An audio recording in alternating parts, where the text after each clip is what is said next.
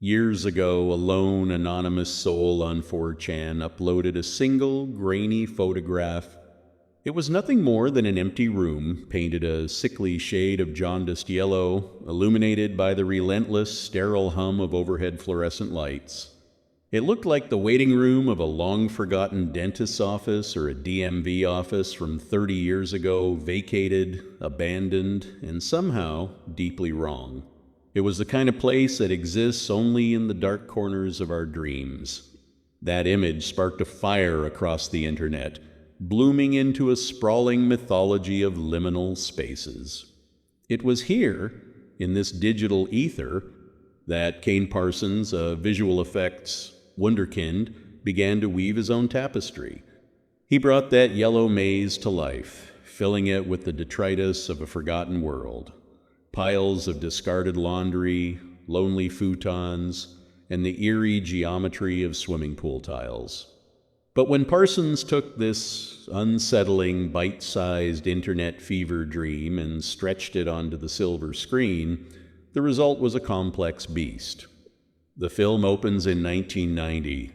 In the guts of a windowless maze, we see a panicked employee scrambling away from an unseen predator, a sequence that whispers of shady corporate experiments and dark retro-futurist conspiracies.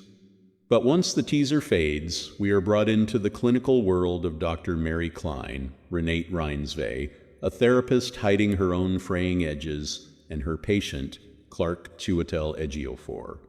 Clark is a man drowning in his own resentment, a furniture salesman whose life is as empty and echoing as his cavernous, customerless store, Captain Clark's Ottoman Empire.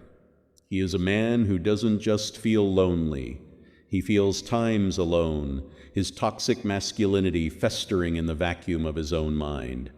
When Clark discovers a secret portal in the basement of his warehouse, he drags two of his employees down the rabbit hole.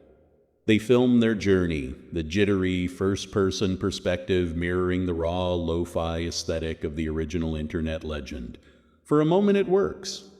The cheap, distorted quality of the footage makes the Backrooms feel genuinely cursed, a sprawling funhouse of tiny doors and impossible shoots. However, as the film progresses and Dr. Klein ventures in to hunt for her client, the magic begins to fray. The story struggles under the weight of its own expansion. The script tries to weave in heavy themes, the trauma of the unconscious, the crushing weight of the past, and even metaphors for the erasure caused by gentrification.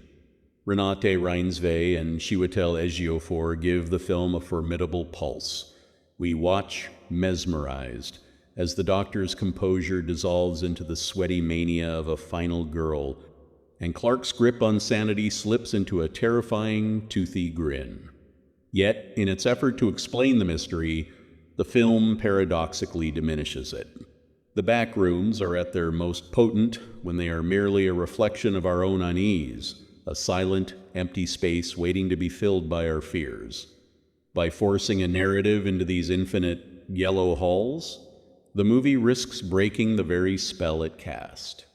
It is a bold, ambitious attempt to turn a digital ghost story into a feature-length nightmare, but like a memory stretched too thin, it eventually begins to tear at the seams.